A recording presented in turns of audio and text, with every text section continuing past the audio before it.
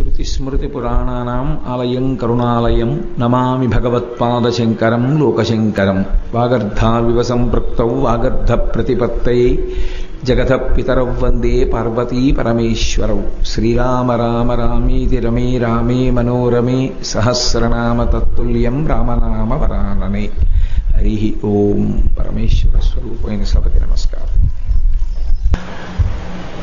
శంకర భగవత్పాదుల యొక్క వైభవం గురించి, వారి అవతారంలో ఉన్నటువంటి విశేషం గురించి మనం గత 4 రోజులుగా ముచ్చటించుకుంటున్నాం. శంకరాచార్యుల వారు ధర్మ సంస్థాపనార్థమై అవతరించినటువంటి కారణం చేత వారు 32 సంవత్సరముల జీవిత కాలంలో పడినటువంటి కష్టం బహుశः ఏ ఆచార్యుడు పడి ఉండడు. అంత కష్టాన్ని ఎదుర్కొనడమే కాదు, వారు చాలా అత్యద్భుతమైనటువంటి విశేషములను ఈ భూమండలం మీద నిరూపణం చేశారు. అలా నిరూపణం చేసిన వాటిలో ఒకటి వారి 4 ప్రధానమైనటువంటి శిష్యులలో ఒకరైన హస్తామలకాచార్యుల వారి యొక్క వృత్తాంతం. హస్తామలకాచార్యుల వారి పేరు శంకర భగవత్పాదులే ఆ పేరు ఉంచారు అనిపిస్తుంది శంకర విజయాలు చదివితే. ప్రభాకరుడు అని ఉత్తర భారతదేశంలో, దక్షిణ భారతదేశంలో పశ్చిమ భాగమునందు శంకర భగవత్పాదులు పర్యటిస్తున్నటువంటి కాలంలో దర్శనానికి వచ్చినటువంటి ఒక బ్రాహ్మణుడు. ఆ బ్రాహ్మణుడి పేరు ప్రభాకర శర్మ. ఆయన శంకరాచార్యుల వారి దర్శనం చేసుకున్నాడు. ఆయన మీమాంసకుడు, కర్మ మార్గమునందు బాగా నమ్మకం ఉన్నటువంటి వాడు. ఆయన శంకరాచార్యుల వారికి నమస్కారం చేసి తన కష్టం ఒకటి చెప్పుకున్నాడు. నాకు ఒక కుమారుడు కలిగాడు. ఆ కుమారుడికి పాఠం చెప్తే అర్థం కాదు, ఏమీ మాట్లాడడం, జడం ఎలా ఉంటుందో అలా ఉంటాడు. జడము అన్న మాటని కొంచెం జాగ్రత్తగా అర్థం చేసుకోవాలి. జడానాం చైతన్య స్తబక మకరంద శృతిఝరి అంటారు శంకరాచార్యులు వారి సౌందర్యలహరిలో. జడమన్న మాటకు అర్థం ప్రాణము లేనిది అని కాదు, ప్రతిస్పందన లేనిది అని. ప్రతిస్పందించకపోతే జడం అంటారు. అందుకే జాతి సర్వనాశనమైపోయేది ఎప్పుడు అంటే ఆ జడత్వం వస్తే పాడైపోతుంది. ఆ జడత్వాన్ని పోగొట్టగలిగినటువంటి వాళ్ళు మీకు 3 కనపడతారు శాస్త్రంలో. ఆ 3ని ఉపాసన చేస్తే తప్పకుండా జడత్వం విడిచిపెడుతుంది. జడత్వం అంటే వాడికి తెలియదని అనుకోకూడదు, వాడికి తెలుసు. అరే ఇంత వయస్సు వచ్చింది, మనం ఉద్యోగం చెయ్యాలని తెలియక కాదు, తెలుసు. అరే నాన్నగారు ఇంత కష్టపడుతున్నారు, మనం చదువుకోవాలని తెలియక కాదు, తెలుసు. తెలుసు చదువుకోడు, తెలుసు ఉద్యోగం చేయడు, తెలుసు బుద్ధిగా ప్రవర్తించడు. ఏ మాటకి ప్రతిస్పందించాలో అలా ప్రతిస్పందించనటువంటి తత్వానికి జడత్వమని పేరు. ఆ జడత్వాన్ని పోగొట్టేటటువంటి వాళ్ళు 3 కనపడతారు. ఒకటి స్వామి హనుమ. అందుకే బుద్ధిర్యశో బలం ధైర్యం నిర్భయత్వం అరోగత అజాడ్యం వాక్పటుత్వంచ హనుమ స్మరణాత్ లభేత్. హనుమని స్మరించినంత మాత్రం చేత జడత్వం పోతుంది, అంటే ప్రతిస్పందించకుండా ఉండే లక్షణం పోతుంది. ప్రతిస్పందనము అన్న మాటకు అర్థం ఏంటంటే, ఓ ఇది మంచి మాట అని మనకు అనిపించింది అనుకోండి, దాన్ని ఆచరించగలగాలి. ఇది మంచి మాట అనిపించి కూడా ఆచరించకుండా ఉండిపోయాడు అనుకోండి, దానికే జడత్వం అని పేరు. అంటే ప్రతిస్పందించలేడు. ఎందువలన ప్రతిస్పందించలేడు అంటే తను పూర్వం ఎలా ఉన్నాడో అలా ఉండడమే సంతోషంగా ఉంటుంది. సూర్యోదయాత్ పూర్వం నిద్ర లేవాలి, విన్నాడు కానీ లేవడు, అదే జడత్వం. ఒకసారి విన్న తర్వాత ఎవరు పాటిస్తాడో వాడికి జడత్వం విడిచిపెట్టింది అని గుర్తు. అలా జడత్వం ఎవరిని విడిచిపెడుతూ ఉంటుందో వాళ్ళు ఉత్తములు, వాళ్ళు తొందరగా భగవంతుణ్ణి చేరుకుంటారు. ఆ జడత్వం లోపల ఉండిపోయినంత కాలం ఎన్ని విననివ్వండి, ఎన్ని చదవనివ్వండి, వాళ్ళలో మార్పు రాదు, వాళ్ళు ప్రతిస్పందించరు. ఈ ప్రతిస్పందించకుండా ఉండే గుణాన్ని పోగొట్టగలిగినటువంటి వారు 3 ఉన్నారు. ఒకరు స్వామి హనుమ, 2 పరదేవత అయినటువంటి అమ్మవారు కామాక్షి పరదేవత, 3వ వారు శంకర భగవత్పాదులు. శంకర భగవత్పాదులు గురుస్వరూపంగా ఈ దేశానికి చేసినటువంటి మహోపకారం ఏమిటంటే, వారు చేసినటువంటి అనుగ్రహ భాషణాలు, వారు చేసినటువంటి వాంగ్మయం, ఆ స్తోత్రములను చదివితే జడత్వం విడిచిపెడుతుంది, ఉత్సాహం పొంగుకొస్తుంది. కాబట్టి ఆ ప్రభాకర శర్మ తన కుమారుణ్ణి తీసుకొచ్చి పరిచయం చేస్తూ వీడు జడుడు, ప్రతిస్పందించాడు. నేను వేదం చెప్తాను, వినడా, వింటాడు, కానీ ఏమర్థమైందో తెలియదు, మళ్ళీ చెప్పరా, చెప్పడం. సంధ్యావందనం చేయరా, చేయడు. అన్నం తినరా, తినడు. పిల్లలతో ఆడుకోరా, ఆడుకోడు. అలా ఉంటాడు. నాకు ఎన్నో మాటలు కొట్టాలనిపించింది, కానీ నేను కొట్టలేదు. ఎందుకో కొట్టబుద్ధి వేయలేదు వాడిని. వాడు ఎప్పుడూ ఏదో ఆలోచన చేస్తూ తనలో తాను రమిస్తూ ఆనందిస్తూ ఉంటాడు. ఇది కొంచెం ఆశ్చర్యకరమైనటువంటి లక్షణం. సాధారణంగా గత జన్మలలో చేసుకున్నటువంటి కర్మలన్నీ పూర్తయిపోయి ఏదో కొద్ది కర్మ మిగిలిపోతే అటువంటి మహాజ్ఞానులుగా ఆవిర్భవిస్తారు. వాళ్ళకి ఇంకా తమ సహజ స్థితి నుండి కిందకి జారడం ఇష్టం ఉండదు. ఆత్మానుభవాన్ని పొందేటటువంటి వాడు మౌనంలో అనుభవిస్తాడు. నోటి వెంట మాట్లాడితే ఆత్మానుభవానికి అది ప్రతిబంధకం. అందుకని మాట్లాడకుండా అనుభవిస్తారు. శంకరాచార్యుల వారి దగ్గరికి తీసుకొచ్చి చూపించాడు, వీడు జడుడు, ఇలా ఉంటున్నాడని. వెంటనే శంకర భగవత్పాదులు అడిగారు, కస్త్వం, ఎవరు నువ్వు అని అడిగారు. ఇప్పటి వరకు నోరు విప్పనటువంటి ఆ పిల్లవాడు అద్భుతమైనటువంటి స్తోత్రం చేశాడు. అందులో తాను ఆత్మస్వరూపిణి అన్నదాన్ని నిర్ధారణ చేస్తూ, నేను ఈ శరీరం కాదు, ఇంద్రియాలు కాదు, మనస్సు కాదు, బుద్ధి కాదు, బాహ్యమైనటువంటిది ఏదీ నేను కాదు, సర్వత్ర నిండిపోయినటువంటి ఆత్మయే నా స్వరూపమని మాట్లాడాడు. వెంటనే శంకర భగవత్పాదులు ఎంతో సంతోషించారు. ఆ తండ్రి కొడుకు మాట్లాడాడు కదా అని మళ్ళీ ఇంటికి తీసుకెళ్ళిపోయాడు. మళ్ళీ ఇంటికి తీసుకువెళ్ళగానే ఆ పిల్లవాడు మాట్లాడటం మానేశాడు. కాబట్టి ఈ పిల్లవాడు నాకు పనికొచ్చేవాడు కాడు, గురువుగారికి మాత్రమే పనికొస్తాడు. అక్కడే అతను ఆత్మానందం అనుభవించగలడని శంకర భగవత్పాదులకి తీసుకొచ్చి అప్పచెప్పారు. శంకరాచార్యుల వారు హస్తామలకుడు అని పేరు పెట్టారు. హస్తామలకుడు అన్న మాటకు అర్థం చేతి ఎందు ఉసిరికాయ అని. పెద్ద ఉసిరికాయ అంటాం మనం, చేతిలో పెట్టుకున్న పెద్ద ఉసిరికాయ.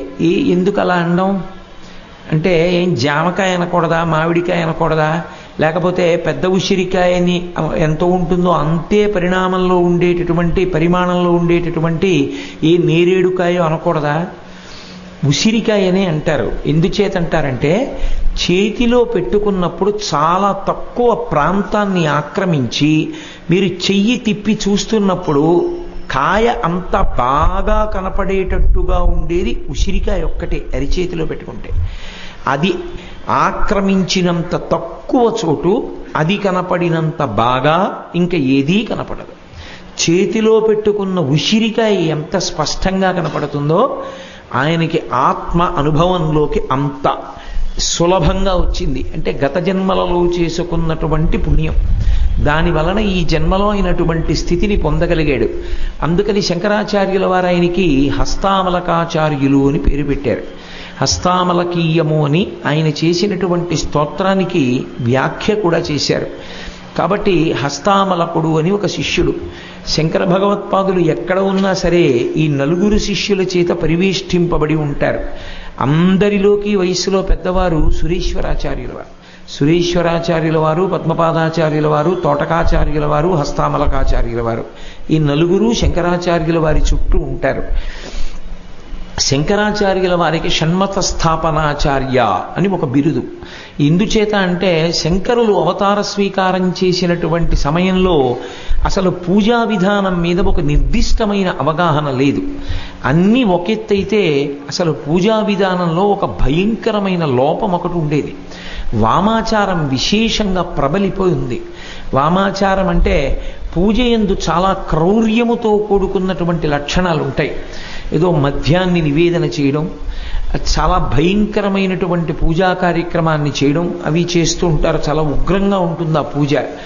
దాన్నంతటినీ కూడా వాదించి వాళ్ళని బాగా అనునయించి, వాళ్ళు శంకరాచార్యుల వారి సిద్ధాంతాన్ని అంగీకరించేటట్టుగా మనస్ఫూర్తిగా వాదించి, దాని వలన వామాచారం ఈ దేశాన్ని విడిచిపెట్టి సమయాచారం అంటే సాత్వికమైనటువంటి పూజా విధానాన్ని తీసుకొచ్చినటువంటి ఘనత శంకర భగవత్పాదులకే చెల్లింది.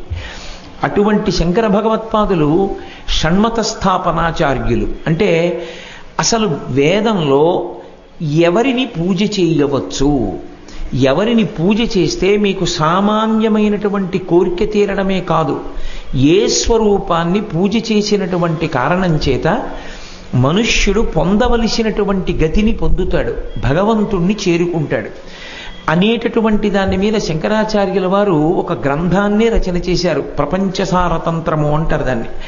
అందులో ప్రధానంగా ఆయన 6 నిర్ణయం చేశారు.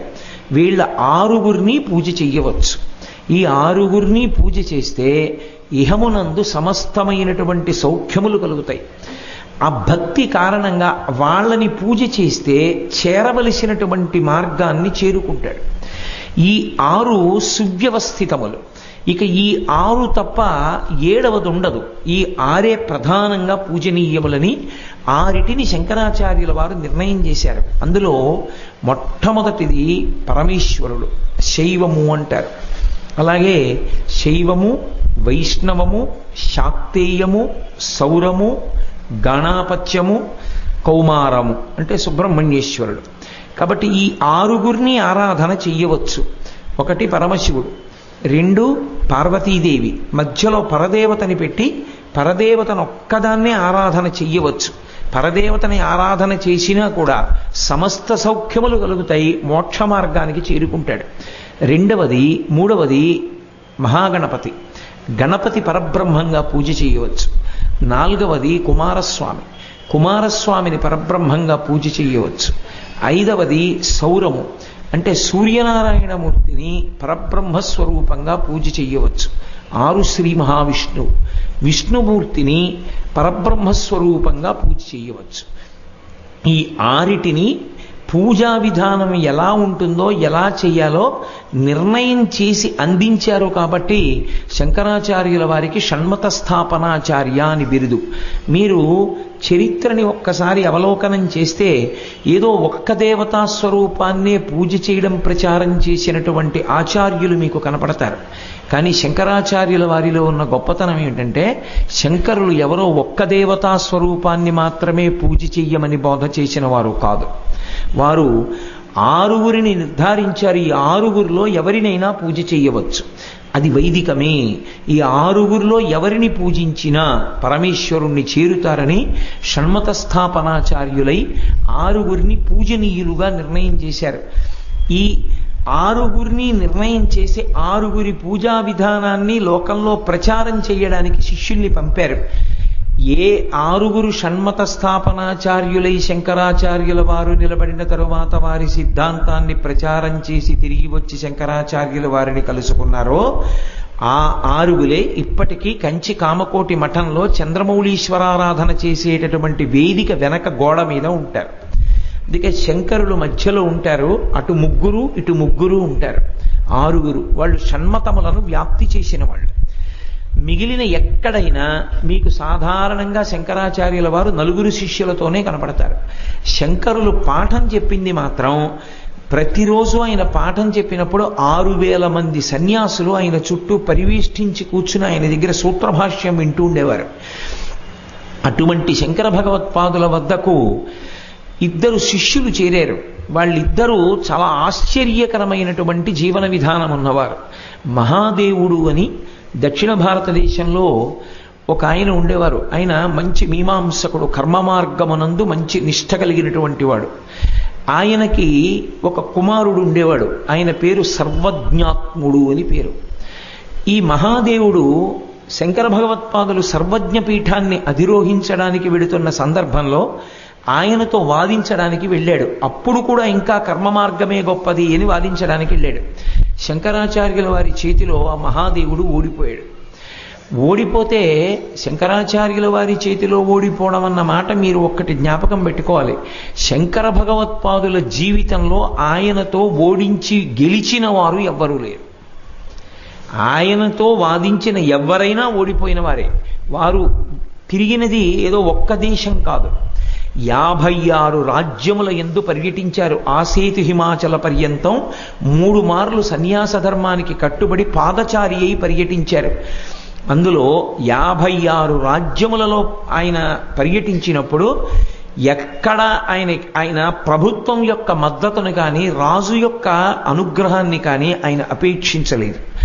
అపేక్షించకుండా 56 దేశాలలో పర్యటించి తన శరీరంలో ఉన్నంతకాలం ఒక్కసారి కూడా ఓడిపోకుండా వాదించినటువంటి ఘనత కలిగిన వారు కనుకనే శంకర భగవత్పాదుల్ని జయశీలురు అని వర్ణిస్తారు. అందుకే శంకరుల పేరు చెప్తే జయ జయ శంకర హరహర శంకర. ఆ జయ జయ శంకర నామం చెప్తే శంకరులకి జయం పలికినట్టు. శంకరులకు జయము కలుగుగాక. శంకరుల జయమే మనకి జయము, మనకి ఆత్మజయం కలుగుతుంది. హరహర శంకర, పరమేశ్వరుణ్ణి చేరుకోవడానికి అడ్డుగా వచ్చినటువంటి పాపరాశి శంకర భగవత్పాదుల యొక్క అనుగ్రహం చేత ధ్వంసమైపోతుంది. కాబట్టి ఆ రోజులలో వారితో ఎందరో వాదించి ఓడిపోయారు. అలా వాదించి ఓడిపోయిన వారిలో ఒకరు ఆ మహాదేవుడు. ఆ మహాదేవుని యొక్క కుమారుడు ఈ సర్వజ్ఞాత్ముడు అనబడేటటువంటి పిల్లవాడు. అతనికి 7 సంవత్సరముల వయస్సు. అతనన్నాడు, మా నాన్నగారు ఓడిపోయారని నేను కూడా ఓడిపోయాను అనుకుంటున్నారేమో, మా నాన్నగారిని ఓడించడం కాదు, నన్ను ఓడించండి అన్నాడు. తెల్లబోయారు శంకరాచార్యుల వారు. 7 సంవత్సరముల పిల్లవాడు ఆసేతు హిమాచల పర్యంతం పర్యటించి మహామహులైనటువంటి మండన మిశ్రాదులను ఓడించినటువంటి శంకర భగవత్పాదులతో వాదనకి దిగాడు. చిత్రం ఏమిటంటే 7 సంవత్సరముల పిల్లవాడు 4 రోజుల పాటు ఎడతెగకుండా వాదించాడు శంకరాచార్యుల వారితో. అంతటి మహామేధావి. 4 రోజుల తరువాత ఓడిపోయాడు. ఓడిపోయినా వయస్సు చిన్నదైనా అతను హఠం చేయలేదు. శంకర భగవత్పాదులు నిర్దేశించినటువంటి జ్ఞాన మార్గము ఎంత గొప్పదో, అద్వైత సిద్ధాంతము ఎంత ప్రామాణికమో అతను తెలుసుకున్నాడు. శంకరాచార్యుల వారు చెప్పినటువంటి అద్వైత సిద్ధాంతం సత్యమా అసత్యమా అన్న దాని మీద మనం చర్చించవలసిన అవసరం లేదు. శంకర భగవత్పాదుల అద్వైత సిద్ధాంతము ఎంత పరమ సత్యమో పరమేశ్వరుడు వ్యాసాచార్యులే నిర్ణయం చేశారు. ఇప్పటికీ కంచి వరదరాజస్వామి దేవాలయానికి వెడితే తాయార్ సన్నిధానంలో ఒక స్తంభం ఉంటుంది. ఆ స్తంభంలో పైన వ్యాసాచార్యుల వారు ఉంటారు, కింద శంకరాచార్యుల వారు ఉంటారు. వ్యాసుడు గురు పరంపరలో పైవారు కనుక వ్యాసుడు పైన ఉంటారు, శంకరులు కింద ఉంటారు. ఎక్కడా లేని రీతిలో వ్యాసాచార్యుల వారు ఒక్క వేలు చూపిస్తూ ఉంటారు. అద్వైతం సత్యం, అద్వైతం సత్యం.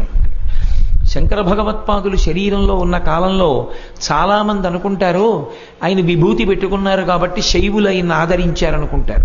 మీరు శంకర విజయాలు పరిశీలిస్తే కొన్ని ఆశ్చర్యకరమైన విషయాలు కనపడతాయి. ఆయన మధ్యార్జునం వెళ్ళారు. మధ్యార్జునం అంటే ద్రవిడ దేశంలో చాలా విశేషమైనటువంటి క్షేత్రం. ఒక శివాలయంలో ఆగమం ప్రకారంగా ఎటువైపుకి ఏ దేవాలయం ఉండాలో అలా దేవాలయాలన్నీ కూడా తమంత తాముగా అన్ని వైపులా అమరినటువంటి దేవాలయం మధ్యార్జునం. మధ్యార్జునంలో మనం ఎటువైపు నుంచి లోపలికి వెళ్ళామో ఆ ద్వారంలోంచి బయటికి రారు. ఎందుకు రారు అంటే ఒక్కటే కారణం, మధ్యార్జున క్షేత్రంలోకి వెడుతున్నాను అని రాజద్వారం దగ్గరికి వెళ్ళగానే పాపాలన్నీ శరీరాన్ని విడిచిపెట్టి చెట్లెక్కి కూర్చుంటాయి, మళ్ళీ బయటికి వచ్చినప్పుడు పట్టుకుందామని. అందుకే మధ్యార్జునంలోకి వెళ్ళి దర్శనం చేసుకుని వేరు ద్వారంలో బయటికి వెళ్ళిపోతారు, ఇంకా పాపానికి దొరకకూడదు అని. మనకి శ్రీశైలంలో తెల్లమద్ది చెట్టు ఎలా స్థల వృక్షమో అలా మధ్యార్జునంలో కూడా అర్జున వృక్షమే స్థల వృక్షము. దాన్ని ఎంతో జాగ్రత్తగా రక్షిస్తూ ఉంటారు. నేను మధ్యార్జునం దర్శనం కోసం వెళ్ళినటువంటి సమయంలో అది తాళం వేసేసి దేవాలయం కట్టేసే సమయం ఆసన్నం అయిపోయింది. అప్పుడు వాళ్ళది ప్రత్యేకంగా ప్రార్థన చేస్తే తలుపు తీస్తే వెళ్ళి చూస్తే పరమశివుడు ఎంత తెల్లగా ఉంటాడో అలాగే ఉంటుంది. మనకి శ్రీశైలంలో కనపడుతుంది, మళ్ళీ మధ్యార్జునంలో కనపడుతుంది స్థలవృక్షంగా అర్జున వృక్షం. అటువంటి అర్జున వృక్షం ఉన్నటువంటి ఆ మధ్యార్జున క్షేత్రంలో ఉన్న శివలింగం అత్యద్భుతంగా ఉంటుంది, అంత పెద్ద శివలింగం. శంకరాచార్యుల వారు ఆ మధ్యార్జున క్షేత్రంలోకి ప్రవేశిస్తుంటే శైవులే ఆయన అడ్డు పెట్టారు. నువ్వు వెళ్ళడానికి వీల్లేదు, మీమాంసని ఖండించావు, నువ్వు జ్ఞాన మార్గాన్ని ప్రచారం చేశారు కాబట్టి మిమ్మల్ని దేవాలయంలోకి వెళ్ళనివ్వనని. శంకరాచార్యుల వారు ప్రార్థన చేశారు పరమేశ్వరుణ్ణి, శంకర మీరు చెప్పండి, నేను ప్రచారం చేసిన అద్వైత సిద్ధాంతము దోషభూయిష్టమా అని అడిగారు. శివలింగంలోంచి చెయ్యి పైకొచ్చింది. ఒకానొకప్పుడు దాన్ని ఒక టీవీ ఛానల్ ఒక రాత్రి కార్యక్రమంలో ప్రసారం చేస్తుండగా నేను ఎందుకో పడుకోబోతూ పెట్టి చూసి చాలా సంతోషపడ్డాను కూడా ఆ రోజున. ఆ శివలింగంలోంచి చెయ్యి పైకొచ్చి 3 మాటలు ఊగింది ఆ చెయ్యి. అద్వైతం సత్యం, అద్వైతం సత్యం, అద్వైతం సత్యం అని పరమశివుడు పలికాడు. కాబట్టి ఇవాళ కొత్తగా మనం చర్చించక్కర్లా శంకరాచార్యుల వారి సిద్ధాంతం తప్పా ఒప్పా అని. పరమేశ్వరుడు అంగీకరించిన సిద్ధాంతం ఆ సిద్ధాంతం. పరమ పూజనీయుడై సాక్షాత్ శ్రీమన్నారాయణ అవతారమైనటువంటి వేదవ్యాసుడంతటి వాడు అద్వైతం సత్యం అని ఒక వేలు ఎత్తి చూపిస్తూ ఇప్పటికీ వరదరాజస్వామి కోవిలలో ఉంటాడు. అంత ప్రామాణికమైనటువంటి విషయాన్ని ప్రచారం చేసిన మహాపురుషులు శంకరులు. శంకరుల జీవితం మొత్తం మీద ఒక్క సందర్భంలో కూడా గురువుగారి ఆజ్ఞని ఉల్లంఘించడం కానీ, గురువుగారు ఒకటి చెప్తే తానొకటి చెయ్యడం కానీ, లేదా వేదంలో చెప్పబడినటువంటి సిద్ధాంతానికి ఒక్క అంగుళమైన దాటి ప్రవర్తించడం కానీ ఒక్క క్షణం కూడా చెయ్యనటువంటి మహాపురుషులు శంకర భగవత్పాదులు ఒక్కరే. అందుకే వేదాంతర్గతమైనటువంటి వర్ణాశ్రమ వ్యవస్థని శంకర భగవత్పాదులు సమర్థించి మాట్లాడారు. అటువంటి శంకర భగవత్పాదుల జీవితంలో వారు ఓడిపోయిన సందర్భం లేదు. అయినా ఆ మహాదేవుని యొక్క కుమారుడైనటువంటి సర్వాజ్ఞత్ముడు శంకరుల చేతిలో ఓడిపోయినప్పటికీ ఆయన యొక్క సిద్ధాంత వైభవాన్ని తెలుసుకొని శంకరాచార్యుల వారికి శిష్యుడైపోయాడు. ఒక మాట అంటారు, సురీశ్వరాచార్యుల వారికి దగ్గర ఉండవలసినటువంటి సహాయకునిగా ఈ సర్వాజ్ఞత్ముణ్ణి శంకర భగవత్పాదులు నియామకం చేశారు అంటారు. ఆయన అద్వైతం మీద అద్భుతమైనటువంటి గ్రంథములను 3 వెలయించాడు. ఆయన రచన చేసినటువంటి 3 గ్రంథములు అద్వైత సిద్ధాంతానికి పరమ ప్రామాణికంగా భావన చేస్తారు. అందులో ఒకదానిలో కర్మ సిద్ధాంతానికి సంబంధించిన విశేషముల గురించిన స్పర్శ ఉన్నప్పటికీ ప్రధానముగా అద్వైత సిద్ధాంతం మీద చర్చ జరిగినటువంటి గ్రంథములు. ఆయన రచించినటువంటి గ్రంథములు సంక్షేప శరీరకం అని ఒక గ్రంథాన్ని, అలాగే పంచప్రక్రియ అనబడేటటువంటి ఒక గ్రంథాన్ని, ప్రమాణ లక్షణం అనబడేటటువంటి ఒక గ్రంథాన్ని, 3 గ్రంథములను రచించాడు ఆయన. అలా చాలా చిన్న వయస్సులో శంకరాచార్యుల వారితో వాదించి ఓడిపోయి శంకరాచార్యుల వారి యొక్క పరిపూర్ణ అనుగ్రహాన్ని పొందినటువంటి చిన్న పిల్లవాడు ఆ సర్వజ్ఞాత్ముడు. శంకర భగవత్పాదులు చాలా చిన్న వయస్సులో గోవింద భగవత్పాదాచార్యుల వారి యొక్క అనుగ్రహాన్ని ఎలా పొందారో అలా శంకరాచార్యుల వారి అనుగ్రహాన్ని పొందినటువంటి పిల్లవాడు ఆ సర్వజ్ఞాత్ముడు. అలాగే 2వ శిష్యుడు ఒక ఆయన ఉంటారు, ఆయన పేరు పృథివీతరుడు అంటారు. శంకరాచార్యుల వారికి ముందే చాలామంది బ్రహ్మసూత్రానికి భాష్యం చేశారు. ఎంతమంది భాష్యం చేసినప్పటికీ వ్యాసాచార్యుల వారు శంకరాచార్యుల వారి అవతార స్వీకార సమయమునందు ఎంతో సంతోషించారు. బ్రహ్మసూత్రాలకి ఖచ్చితమైన భాష్యం ఇవ్వగలిగినటువంటి మహాపురుషుడు అవతరించాడు అని. అందుకే వ్యాసుడంతటి వాడు మీరు వ్రాసినటువంటి భాష్యమే సప్రమాణికము, ఈ భాష్యాన్ని ప్రచారం చెయ్యడానికే ఇంకొక 16 సంవత్సరములు శరీరంలో ఉండవలసింది అని వ్యాసుడు కోరుకుంటే శంకరాచార్యుల వారు ఇంకొక 16 సంవత్సరములు శరీరంలో ఉన్నారు. లేకపోతే ఆయన 8కి శరీరం విడిచిపెట్టాలని ఒకసారి, 16కి విడిచిపెట్టాలని ఒకసారి అనుకుని 32 సంవత్సరముల వరకు శరీరంలో ఉన్నటువంటి మహితాత్ములు శంకరులు. కాబట్టి వ్యాసుడు చేసినటువంటి బ్రహ్మసూత్రాలకి భాష్యం శంకర భగవత్పాదులు చేసిన తరువాత అంతకుముందు భాష్యరచన చేసిన వాళ్ళందరూ కూడా తాము చేసిన భాష్యం ఎంత తప్పుగా ఉందో అర్థం చేసుకున్నారు. అలా తప్పుగా భాష్యరచన చేశానని అర్థం చేసుకుని శంకరాచార్యుల వారి దగ్గరికి వచ్చి తన గ్రంథాన్ని విడిచిపెట్టేసిన వారిలో ఒకడు పృథివీతరుడు. ఆయన సర్వజ్ఞాత్ముడిలా చిన్నపిల్లవాడు కాదు, వయస్సులో పెద్దవాడు. ఆ పృథివీతరుడు శంకర భగవత్పాదులు జీవితంలో పెట్టుకున్నటువంటి లక్ష్యాలలో ఒక లక్ష్యాన్ని సాధించడంలో అనితర సాధ్యమైనటువంటి మహోపకారాన్ని చేశాడు. శంకరుల పట్ల అంత కృతజ్ఞతాభావంతో ప్రవర్తించాడు. శంకరాచార్యుల వారు అవతార స్వీకారం చేసే సమయానికి సన్యాసుల్ని ఎవరు ఏ కోవకి చెందిన సన్యాసులు అన్నది నిర్ణయం చేయడానికి ఆధారం లేదు. ఆధారం లేక వాళ్ళని వ్యవస్థీకృతం చేయగలిగినటువంటి విధానం లేక, విభాగం చేసే విధానం లేక అంతా కూడా సంక్షుభితమై ఉన్నది వాతావరణం. అటువంటి సమయంలో శంకరాచార్యుల వారు సన్యాస వ్యవస్థనంతటినీ కూడా 10గా విడగొట్టారు. 10 రకాలుగా ఆయన విడదీశారు సన్యాసులందరినీ. ఎందుకంటే సన్యాసి దండం పట్టుకోవడం దగ్గర నుంచి దండానికి కట్టేటటువంటి గుడ్డని కట్టే విధానం వరకు మార్పు ఉంటుంది. ఎక్కడ ఏ మార్పు ఉందో ఆ మార్పుని బట్టి శంకర భగవత్పాదులు సన్యాసుల్ని 10 రకాలుగా విడదీశారు. అప్పటి నుంచి ఇప్పటి వరకు అదే ప్రమాణం. దశనామి సన్యాసి వ్యవస్థ అంటారు. 10 పేర్లతో పిలిచారు శంకరాచార్యుల వారు. ఆ ఆచారాన్ని ఆధారంగా చేసుకొని అవే మొట్టమొదట సాగర, అరణ్య, వన, గిరి, పర్వత, ఆశ్రమ, తీర్థ, సరస్వతి, భారతి, పూరి 10 దశనామి వ్యవస్థ అంటారు. అందుకే ఇప్పటికీ మీరు చూస్తే కొందరు సన్యాసుల పేరు చివర ఈ పేర్లు కలిసి ఉంటాయి. శృంగేరి సంప్రదాయం మీరు చూస్తే శృంగేరి పీఠాధిపతులందరికీ కూడా చివర భారతీ నామం ఉంటుంది. చాలా చోట్ల సరస్వతి నామం కలుస్తుంది. కామకోటి పీఠాధిపతులకి సంబంధించినంత వరకు కేవలము సరస్వతీ నామం ఉండదు, ఇంద్ర సరస్వతి కలుస్తుంది. అందుకే చంద్రశేఖరేంద్ర సరస్వతి, జయేంద్ర సరస్వతి, శంకర విజయేంద్ర సరస్వతి, మహాదేవేంద్ర సరస్వతి, ఆ ఇంద్ర సరస్వతి అని కలుస్తుంది. కాబట్టి శంకరులు దశనామి వ్యవస్థగా సన్యాసులందరినీ కూడా వర్గీకరించినటువంటి ఘనత శంకరులది. శంకరులను దాటడం ఎవరికి సాధ్యం కాదు. భూమి కన్నా కిందకెళ్ళిపోయారు, ఆకాశం కన్నా పైకి ఎదిగిపోయారు. ఇక ఎవరు తర్వాత వచ్చినా ముందొచ్చినా ఈ మధ్యలో ఉండాలి తప్ప శంకరాచార్యుల వారి కన్నా కిందకెళ్ళలేరు, శంకరాచార్యుల వారి కన్నా పైకెళ్ళలేరు. అంతటి మహాపురుషులు శంకరులంటే. వారు స్పృశించినటువంటి కోణం లేదు, వారు చెయ్యనటువంటి ఉపకారం లేదు. అటువంటి శంకరాచార్యుల వారు ఈ జాతికి చేసినటువంటి మహోపకారాల్లో ఒకటి సన్యాసులందరినీ వర్గీకరించడం. శంకరాచార్యుల వారు సన్యాసుల్ని వర్గీకరిస్తే ఈ పృథివీతరుడు అన్న శిష్యుడు బయలుదేరి దాన్ని ప్రచారం చేసి సన్యాసులందరూ దాన్ని పాటించేటట్టుగా చేశాడు. దాని వలన శంకర భగవత్పాదుల యొక్క ఆశయం దేశంలో నెరవేరింది. ఇప్పటికీ అదే సిద్ధాంతం ఆదరణ పొంది అదే విధానం కొనసాగుతోంది అంటే శంకర భగవత్పాదులు ఎంతటి దార్శనికులో, ఎంత గొప్పగా వ్యవస్థని చక్కబరిచిన వారో చూడండి. ఇందులో కేవలము సన్యాసులకే కాదు, ఒక గృహస్థాశ్రమంలో ఉండేటటువంటి వ్యక్తికి పూజ అన్నది అత్యంత ప్రధానమైనటువంటి విషయం. పూజ లేని ఇల్లు ఉండకూడదు.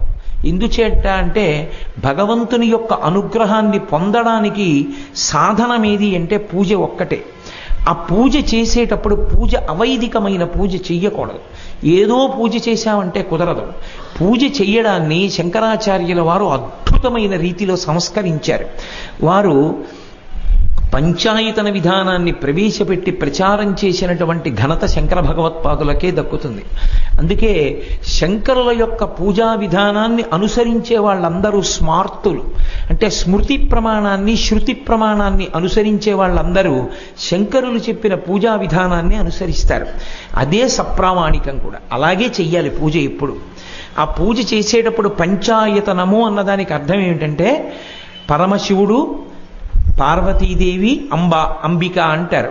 పరమశివుడు, అంబిక, వినాయకుడు, సూర్యుడు, గణపతి, ఈ 5గురు ఉండాలి పూజలో. ఈ 5గురు లేకుండా ఉండకూడదు. చాలా మంది పూజా మందిరాలు మీరు చూడండి కలగాపలగం అయిపోయి ఉంటుంది. ఆ పూజా మందిరంలో లేని మూర్తి ఉండదు. అన్నీ తీసుకొచ్చి పెట్టేస్తారు. అన్నీ తీసుకొచ్చి పెడితే ఏమైపోతుందంటే ఆఖరికి నిర్మాల్యంలో ఓ పువ్వు తీయాలంటే విగ్రహాలు కింద పడిపోతుంటాయి. అలా చేయకూడదు. పూజ చేసేటప్పుడు ఎలా చెయ్యాలో శంకరాచార్యుల వారు నిర్ణయం చేశారు. వారు విశేషమైన ఔదార్యం ఉన్నవారు. శంకరాచార్యుల వారు నీవు విష్ణు భక్తుడవైతే విష్ణువుని మధ్యలో పెట్టి మిగిలిన 4 స్థానములు ఏ దిక్కులకు పెట్టాలో నిర్ణయం చేశారు. వినాయకుడు ఎటు ఉండాలి, సూర్యుడు ఎటు ఉండాలి, శివుడు ఎటు ఉండాలి, అంబిక ఎటు ఉండాలి. ఒకవేళ మీరు శాక్తేయులైతే, అమ్మవారిని ఆరాధించే వాళ్ళైతే అమ్మవారు మధ్యలో ఉండాలి. అప్పుడు శివుడు, గణపతి, సూర్యుడు, విష్ణువు ఎక్కడెక్కడ ఉండాలో తెలుసుకోవాలి. మీరు వైష్ణవులైతే అంటే విష్ణు భగవానుణ్ణి ప్రధానంగా ఆరాధించేవారైతే విష్ణువుని మధ్యలో పెట్టి శివ పార్వతుల్ని, గణపతిని, సూర్యుణ్ణి చుట్టూ ఆయా స్థానములు ఎక్కడ పెట్టాలో అక్కడే పెట్టాలి. అంతేకాని మధ్యలో పెట్టింది ఖచ్చితంగా పెట్టాం కదండి, మిగిలింది మా ఇష్టం వచ్చినట్టు పెడతామని పెట్టకూడదు. పెట్టేటప్పుడు ఎవరిని ఏ స్థానంలో పెట్టాలో ఆ స్థానంలో పెట్టాలి. పంచాయతన పూజా విధానము అని ఒకసారి నేను కాకినాడలోనే ప్రసంగం చేశాను, మీకు జ్ఞాపకం ఉంటే. కాబట్టి ఆ విధంగా పళ్ళెల్లో పెట్టుకోవాలి. అవి ఉంటే ఇక ఏవీ ఉండక్కర్లేదు, ఇక ఏది ఉండక్కర్లా పూజలో. మీరు ఒక శ్రీరామనవమి చేశారనుకోండి, విష్ణువు యొక్క అవతారం ఏది, విష్ణువుని తులసిదళాలతో పూజ చేస్తే చాలు. శంకరుల ఔదార్యం ఎంత గొప్పదో తెలుసా? పూజ చేసేటప్పుడు భేదభావన మనసులోకి రాకుండా జాగ్రత్త చేశారు. ఒక ఉదాహరణ చెప్పాలి అంటే, నేను శివభక్తుడిని అనుకోండి, మధ్యలో పరమశివుణ్ణి పెట్టి గణపతిని, సూర్యుణ్ణి, విష్ణువుని, అంబికని 4 దిక్కులా ఉంచాను. నేను పూజ చేసేటప్పుడు శివుడి మీద మొట్టమొదటి పువ్వు వేయడానికి వీల్లేదు. నేను లోపలికి వెళ్ళాలంటే శివుడి దగ్గరికి 4 అనుమతి తీసుకుంటే కానీ వెళ్ళకూడదు. అందుకని ముందు ఈ 4కి పూజ చేసి, ముందు విష్ణువు దగ్గర ఒక తులసిదళం వేసి, గణపతి దగ్గర 2 గడ్డి పరకలు గరికపోచలు వేసి, అమ్మవారి దగ్గర ఒక పువ్వు ఉంచి, సూర్య భగవానుడి దగ్గర ఒక ఎర్రటి పువ్వు ఉంచి, అప్పుడు నేను కులదేవతారాధనం చెయ్యాలి. నేను విష్ణు భక్తుడిని అనుకోండి, మధ్యలో విష్ణు ఉన్నారనుకోండి, విష్ణువుని చేరడానికి ముందు ఈ 4టికి పూజ చేసి విష్ణువు దగ్గరికి వెళ్ళాలి. ఇప్పుడు మీకు భక్తి ఎంత సుదృఢమవుతుందంటే, నేను శివుణ్ణి చేరుకోవడానికి వీళ్ళ అనుగ్రహం లేకపోతే నేను చేరలేను. ఇప్పుడు మీకు విష్ణు ఆలయానికి వెళ్ళడానికి ఎందుకు భేదం వస్తుంది? మీరు శివభక్తులు కావచ్చు, విష్ణు ఆలయానికి వెళితే మీరు పరమ సంతోషంగా వెళతారు. ఈ స్వామి నన్ను నా స్వామి దగ్గరికి పంపిస్తూ ఉంటారు, ఆయన అనుగ్రహం లేకుండా నేను వెళ్ళలేను నా తండ్రి దగ్గరికి అని. మీరు విష్ణు భక్తులైతే శివాలయానికి వెళ్ళడానికి గుండెలు ఎందుకు బాదుకోవడం? ఈయన అనుగ్రహం లేకుండా నేను నా స్వామిని చేరలేను అని పరమశివుడి దగ్గరికి పరమ సంతోషంగా దేవాలయ ప్రవేశం చేస్తారు. భేదభావన రాకుండా ఆయన ప్రపంచతాసారతంత్రమనందు పూజా విధానాన్ని ఎలా ప్రవేశపెట్టి చెప్పారో అలా పంచాయతన పూజని ప్రవేశపెట్టారు.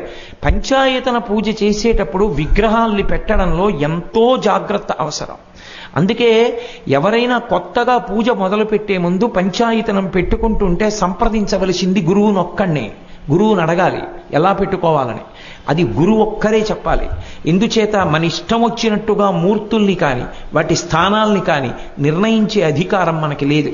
అవి ఎంత పరిమాణంలో ఉండాలో కూడా గురువు గారికి తెలుస్తుంది. ఆయన ఒకసారి పెట్టి ఇచ్చారనుకోండి, ఇక పూజ చేసుకోవచ్చు. రోజు సూర్యుడి దగ్గర ఒక పువ్వు పడుతోందనుకోండి, ఆరోగ్యం భాస్కరాది చేత్, ఇంట్లో అందరూ ఆరోగ్యంగా ఉంటారు. ప్రతిరోజు విష్ణువు దగ్గర పువ్వు పడుతోందనుకోండి, ఆయన స్థితికారుడు, మహానుభావుడు. అనుకున్న సంకల్పాలు నెరవేరి ధార్మికంగా బతకగలిగినటువంటి అదృష్టం పడుతుంది. అంబిక దగ్గర ఒక పువ్వు పడింది అనుకోండి, అమ్మవారు పుష్టిని, తుష్టిని, శక్తిని ఇస్తుంది. ఆమెయే లక్ష్మి, ఆమెయే సరస్వతి, ఆమెయే పార్వతి. ఇంట్లో పిల్లలకి చదువు వస్తుంది, అన్నీ చక్కగా నడుస్తాయి. ఇప్పుడు పూజామందిరం అనేటప్పటికీ ఏదో పెద్దది ఉండాలనేటటువంటి లక్షణం ఏం అక్కర్లేదు. ఒక్క పళ్ళెం పెట్టుకుని పళ్ళెంలో 5 విగ్రహాలు కూడా పెట్టమని శంకరాచార్యులు వారు చెప్పాలి. అసలు మీకు ఒక పెద్ద రహస్యం చెప్తున్నాను. భారతదేశమే పూజామందిరం. నేను యథార్థం చెప్తాను. శంకరాచార్యుల వారి దృష్టికోణంలో మీరు చూస్తే ఈ భారతదేశం ఒక పంచాయతన పూజామందిరము. అందుకే మిగిలిన దేశాలన్నీ కూడా సౌఖ్యంగా దేని వల్ల ఉంటాయంటే ఇక్కడ ఉన్నటువంటి స్థితి వల్లే. ఇది పూజామందిరం కాబట్టి ఇక్కడ మడిబట్ట కట్టుకోవాలి. ఇక్కడ పూజ చేస్తున్నాం కాబట్టి ఇక్కడ సత్వగుణంతో ఉండాలి. పూజామందిరంలో పూజ చెయ్యాలి కానీ మరుగుదొడ్లోకి వెళ్ళి భక్తులు అని పూజ చెయ్యవుగా. అందుకే పూజ చెయ్యడానికి, గాయత్రి చేయడానికి, యజ్ఞం చేయడానికి, యాగం చేయడానికి ఈ దేశం ఒక్కటే యోగ్యం. మిగిలినవి ఆ యోగ్యతని పొందినవి కావు. ఇల్లంతా నాదైనా నా ఇల్లు కదా అని బెడ్రూమ్లో కూర్చుని పూజ చేయనుగా, నా ఇల్లు కదా అని మరుగుదొడ్లో కూర్చుని పూజ చేయనుగా. అది ఎంత చిన్న గది అవనివ్వండి, నేను కూర్చునే ప్రదేశం ఎంత తక్కువ అవనివ్వండి, అక్కడే పూజ చేస్తాను. ఈశాన్య దిక్కు పూజకి ప్రసిద్ధి, అక్కడే పూజ చేస్తాను. భారతదేశానికి అంతటికీ పూజా మందిరం, ప్రపంచానికంతటికీ పూజామందిరం భారతదేశం. మీరు పూజామందిరంలోకి వెళ్ళి చేసినటువంటి నమస్కారము వలన కలిగినటువంటి భగవంతుని యొక్క కారుణ్యము మీ ఇంటినంతటినీ రక్షించినట్లే భారతదేశంలో జరుగుతున్నటువంటి యజ్ఞయాగాది క్రతువుల వలన ప్రపంచం అంతా నిలబడింది తప్ప ఎక్కడో ఎవడో చేస్తే నిలబడింది కాదు, మన వలన నిలబడింది ప్రపంచం. అది ఈ దేశం యొక్క గొప్పతనం, అది ఈ దేశం యొక్క ధర్మం యొక్క గొప్పతనం. అటువంటి దేశంలో ఈ దేశమే అసలు పంచాయతన పూజా పళ్ళెంగా ఎలా ఉందో శంకరాచార్యులు వారు చెప్పారు. విగ్రహం జోలికి కూడా వెళ్ళక్కర్లేదు. అందుకే ఎంత తేలిక పూజా విధానం ఇచ్చారో శంకరాచార్యులు వారు. మొట్టమొదట మధ్యలో అంటే సహజంగా ఉన్న అమరికను అనుసరించి నేను చెప్తున్నాను. పరమ పూజనీయుడు పరమేశ్వరుడు. అందుకే 12 జ్యోతిర్లింగములుగా ఉంటుంది ఈ దేశం అంతటా కూడా. 12 జ్యోతిర్లింగముల దగ్గరికి వెళ్ళి ఒక్కొక్క శ్లోకం చెప్పి 12 జ్యోతిర్లింగ స్తోత్రం చేశారు శంకరాచార్యుల వారు. మధ్యలో నర్మదా నది ఉంటుంది. మీరు భారతదేశాన్ని పరిశీలనం చేస్తే మొత్తం భారతదేశానికి మధ్యలో నర్మదా నది. ఆ నర్మదా నదిలోనే శివలింగాలకు సంబంధించిన సాలగ్రామం దొరుకుతుంది. శివస్వరూపం బాణలింగం అంటారు, నల్లగా ఉంటుంది. ఒక్క నర్మదా నదిలో దొరికేటటువంటి బాణం శివస్వరూపం. అలాగే మనకి గూడూరు దగ్గర ఉన్నటువంటి ఆ ప్రత్యేకమైనటువంటి సువర్ణముఖై నదిలో దొరికేటటువంటి బంగారు తీగ లోపల ఉందా అన్నట్టుగా కనపడుతుంటుంది. ఆ సాలగ్రామం అమ్మవారికి సంబంధించినటువంటి సాలగ్రామం. అలాగే నేపాల్లో గండకీ నదిలో దొరుకుతుంది. ఆ సాలగ్రామం విష్ణు సాలగ్రామం. అలాగే తంజావూరు దగ్గర ఉన్నటువంటి వల్లం అనేటటువంటి ప్రదేశంలో తనంత తాను ఎవరు ప్రత్యేకంగా తవ్వకుండా ఏర్పడింది ఒక చెరువు. ఆ చెరువులో నీరు ఇంకదు. ఆ చెరువులో ఏర్పడతాయి తెల్లటి సాలగ్రామాలు. అవన్నీ కూడా సూర్య సంబంధమైనటువంటి సాలగ్రామాలు. అలాగే శోణభద్రా నది, అది 30 కిలోమీటర్లు ప్రవహిస్తే గంగా నదిలో కలుస్తుంది. ఆ శోణభద్రా నదిలో గణపతికి సంబంధించిన సాలగ్రామాలు విరివిగా దొరుకుతాయి. ఒకప్పుడు కంచికామకోటి పీఠాధిపత్యం వహించినటువంటి చంద్రశేఖరేంద్ర సరస్వతి మహాస్వామి అందులో స్నానం చేస్తూ బుట్టల బుట్టల సాలగ్రామాలు తీశారు, గణపతి సాలగ్రామాలు. అందులో గణపతి సాలగ్రామం దొరుకుతుంది. ఈ 5 సాలగ్రామాలు రాయి అని అనకూడదు. ఈ 5 సాలగ్రామాలు తెచ్చుకుని పళ్ళెంలో పెట్టుకుని ప్రతిరోజు కాస్తిని నీళ్లు పోసి తుడిచేసి అక్కడ పెట్టేసి ఓ బొట్టు పెట్టి ఒక్కొక్క పువ్వు వేసి లేచి వెళ్ళిపోతే పూజ అయిపోయింది. నైవేద్యం పెట్టేస్తే నైవేద్యం కూడా ఒక బెల్లం ముక్క. నన్ను నమ్మండి, ఆ ఒక్క పూజ చాలు మీ ఇంటినంతటినీ రక్షించేస్తుంది. ఆ 5 సాలగ్రామాలు దొరికితే చాలు. ఒకవేళ 5 సాలగ్రామాలు దొరకకపోతే అప్పుడు 5టికి ప్రత్యామ్నాయంగా విగ్రహాలు పెడతారు. శంకరాచార్యుల వారు మధ్యలో పరమశివుడు ఉంటాడు అని చెప్పడానికి కారణం ఏమిటంటే ఈ దేశంలోనే సహజంగా మధ్యలో నర్మదా నది ఉండడం కారణం. మహానుభావుడైనటువంటి శంకరాచార్యుల వారు సన్యాసుల్ని దశనామి వ్యవస్థతో సంస్కరించారు. అలాగే గృహస్థులందరికీ కూడా పూజా విధానం ఎలా ఉండాలి అన్న దాని మీద పంచాయతన పూజా విధానాన్ని నిర్ణయం చేసి ఇచ్చినటువంటి మహాపురుషులు శంకర భగవత్పాదులే. కాబట్టి గృహస్థులందరినీ తరింపజేసిన వాళ్ళు శంకరాచార్యుల వారు. అంతేకాదు, దీనితో పాటుగా అసలు ఇవాళ ఈ దేశంలో ధర్మం అంతా గాడి తప్పిపోయినప్పటికీ ఇంకా పట్టెడన్నం మనం తింటున్నాము అంటే, ఇంకా ఆపాటి వర్షపు చినుకు పడుతోంది అంటే శంకరాచార్యుల వారి అనుగ్రహం. ఈ దేశంలో అన్నం లేకుండా ఎవడూ చనిపోకూడదని యోగ మార్గంలో శంకరాచార్యుల వారు కైలాసానికి వెళ్ళారు. వెళ్ళి పార్వతీ పరమేశ్వరుడు ఇద్దరి దర్శనం చేసి స్తోత్రం చేశారు. పరమేశ్వరుడు సంతోషించి 5 శివలింగాల్ని బహూకరించాడు. 5 స్ఫటికలింగాలు, 5 లింగాల్ని బహూకరించాడు. ఆ 5 లింగాల్ని తీసుకొచ్చి శంకరాచార్యుల వారు 5 ప్రదేశాలలో ఉంచారు. అందులో ఒక శివలింగం కంచి కామకోటి పీఠాధిపతుల చేత ఆరాధింపబడుతుంది.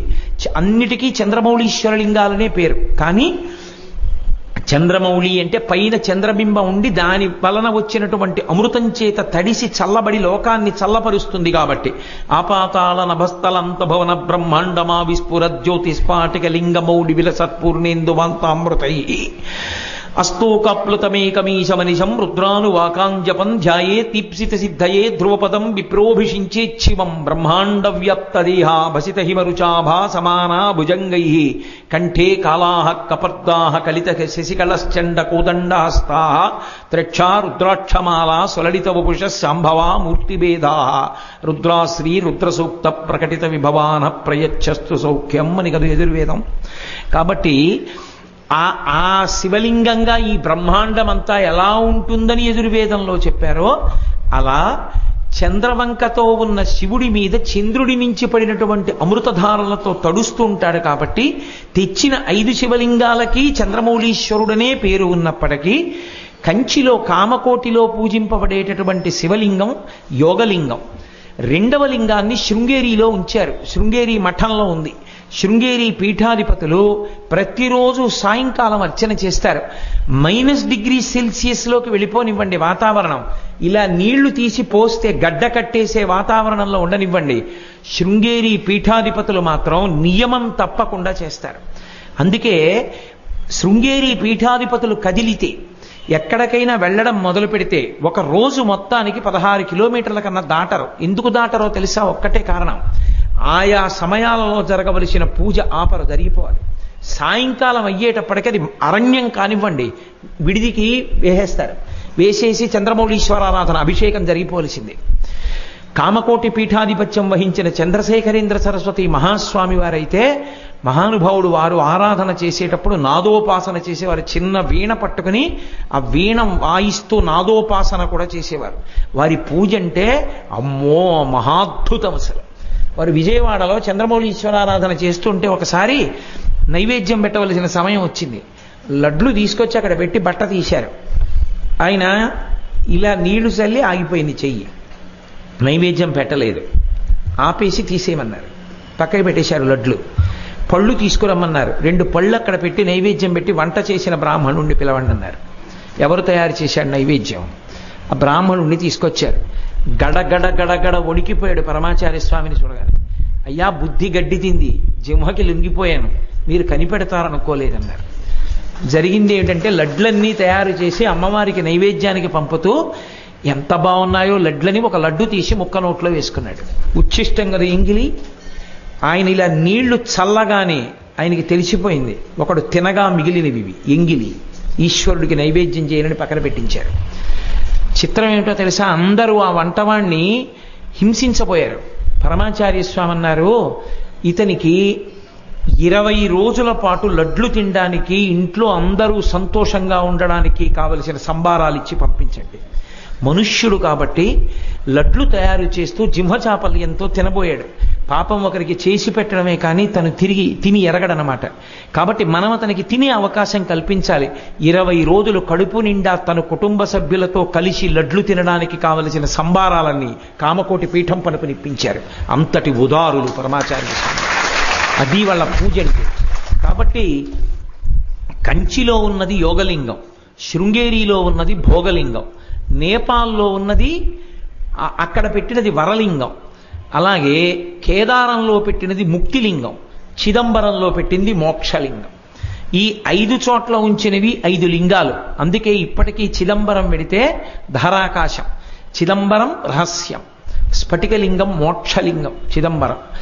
అంత గొప్ప స్థితిలో శంకర భగవత్పాదులు 5 శివలింగాల్ని తీసుకొచ్చి 2 శివలింగాల్ని మఠాల్లో ఉంచి మఠాధిపతుల చేత ప్రతిరోజు అభిషేకం పొందేట్టు చేశారు. అవి ప్రతిరోజు అభిషేకింపబడి చల్లబడతాయి కనుకనే ఈ పాటి వర్షం అయినా పడుతోంది. గాడి తప్పి ధర్మం తప్పిపోయినా లోకులు చాలామంది ఆ ఆరాధన చేత వర్షాలు పడుతున్నాయి. ఇప్పటికీ మనం అన్నం తింటున్నామంటే, మాట్లాడగలుగుతున్నామంటే శంకరాచార్యుల వారు పెట్టిన భిక్ష. వారు ఆ 5 శివలింగములను తెచ్చి ఉండకపోతే ఈ పాటి వానలు కూడా లోకంలో ఉండేవి కావు. అంతేకాదు శంకరాచార్యుల వారు పరదేవత దగ్గరికి వెళ్ళారు, అమ్మవారి దగ్గరికి. అమ్మవారు సంతోషించి సౌందర్య లహరి చేతిలో పెట్టింది. పట్టుకెళ్ళవాయా శంకరా అంది. అది 100 శ్లోకములు తాళపత్ర గ్రంథాన్ని పట్టుకుని శంకరాచార్యుల వారు కైలాసం నుంచి భూమండలానికి వస్తున్నారు. నందీశ్వరుడు చూశాడు. ఇన్నాళ్ళు సౌందర్య లహరి ఒక్క కైలాసంలోనే ఉండేది. ఇప్పుడు భూమి మీదకి వెళ్ళిపోతే కైలాసం గౌరవం తగ్గుతుంది, భూమి మీద కూడా సౌందర్య లహరి ఉందని. కాబట్టి ఇది దక్కడానికి వీల్లేదని 2 కొమ్ములతో పరిగెత్తుకొచ్చి శంకరాచార్యుల వారి చేతిలో ఉన్న పుస్తకంలోని తాళపత్ర గ్రంథాల్లో కొన్ని తాళపత్రాలు లాగేశాడు. మిగిలినవి శంకరుల చేతిలో ఉండిపోయాయి. 59 శ్లోకాలు ఉన్న తాళపత్రాలు వెళ్ళిపోయాయి, 41 ఉండిపోయాయి. శంకరుడు కించిత్ బాధపడ్డారు. అమ్మ ఇచ్చిన దాంట్లో కొంత భాగం పోయింది. నేను మీకు సౌందర్యలహరి చెప్పినప్పుడు దాని నేపథ్యం అంతా వివరంగా చెప్పాను. ఇవాళంత వివరంగా చెప్పడం కుదరదు. కానీ అప్పుడు అశరీరవాణిగా అమ్మవారు పలికింది, శంకరా, నందీశ్వరుడి చేత ఎందుకు తీయించేశానో తెలుసా? నువ్వు అపరశంకరుడివి, నువ్వు ఈ సౌందర్యలహరి శ్లోకాలు పూర్తి చెయ్యండి. వెంటనే శంకరాచార్యుల వారు ఆ నందీశ్వరుడు తీసేసుకున్న 59 శ్లోకాలు తాను పూరించేశాడు. పూరించి మొత్తం 100 శ్లోకాలని తీసుకుని భూమండలానికి తీసుకొచ్చారు. ఆ సౌందర్య లహరి అంత గొప్పది. ఇప్పటికీ పెద్దలు ఒక మాట అంటారు, ఈ ప్రపంచం మొత్తం మీద వాంగ్మయంలో సౌందర్యము అన్నవి కనపడితే 2 చోట్లే కనపడతాయంటారు. ఒకటి సౌందర్యలహరి, 2 సుందరకాండ. ఆ రెండే, ఇక 3వ స్థానం లేదంటారు. అంత గొప్ప రచన సౌందర్యలహరి. అటువంటి 100 శ్లోకాలు తెచ్చి మనకి ఇచ్చినటువంటి మహాపురుషులు శంకర భగవత్పాదులే. శంకరాచార్యుల వారు పర్యటించినటువంటి ప్రదేశం లేదు. వారు శ్రీరంగం వెళ్ళారు. శ్రీరంగంలో ఇది భూలోక వైకుంఠమని జనాకర్షణ యంత్రం వేశారు. వెంకటాచలం వెళ్ళారు. వెంకటేశ్వరుడు ఆయనకి దర్శనమిచ్చాడు. ఇక్కడికొచ్చి ధనం హుండీలో వేస్తే ప్రజల యొక్క పాపాలు పోతాయని ధనాకర్షణ యంత్రం వేశారు. వారు బదరీ వెళ్ళారు. బదరీ వెడితే బదరీలో బదరీనారాయణుడు ఆయనకి స్వప్నంలో దర్శనమిచ్చి చెప్పాడు, ఓ శంకర, నన్ను ఇక్కడి నుంచి భూమిలోంచి తీసి అలకనందా నదిలో పడేశారు. నేను అలకనందా నదిలో ఉన్నాను, నన్ను తీసి మళ్ళీ పునఃప్రతిష్ఠ చేయమని అడిగారు. శంకరాచార్యుల వారే అలకనందా నదిలోంచి బదరీనారాయణ విగ్రహాన్ని పైకి తీసి మళ్ళీ స్థాపించారు. ఆ శంకరాచార్యుల వారే బదరీ వెళ్ళినటువంటి వాళ్ళకి వేడి నీళ్లు దొరకవన్న బెంగ లేకుండా ఉండడానికి తన తపశ్శక్తితో ఉష్ణకుండాన్ని సృష్టించారు. ఇప్పటికీ అక్కడ నీళ్లు వేడిగా ఉంటాయి బదరీలో. అటువంటి ఉష్ణకుండాన్ని తయారు చేసినటువంటి మహాతపశ్శక్తి సంపన్నులు శంకర భగవత్పాదులే. వారు ఒకనాడు మైసూరులో ఒక విష్ణు ఆలయంలోకి ప్రవేశిస్తుంటే మీరు ఈ ఆలయంలోకి రావడానికి వీలు లేదని అడ్డగించారు. వారన్నారు, నేను చేసిన అపరాధం ఏముందని నన్ను రానివ్వరన్నారు. మీరు అద్వైత సిద్ధాంతాన్ని ప్రచారం చేసి అందరి దేవతలకి సమాన స్థాయి అన్నారు. షణ్మత స్థాపనాచార్యులై 6గురికి సమాన స్థాయి ఇచ్చారు, కాబట్టి మీరు రావడానికి వీలు లేదన్నారు.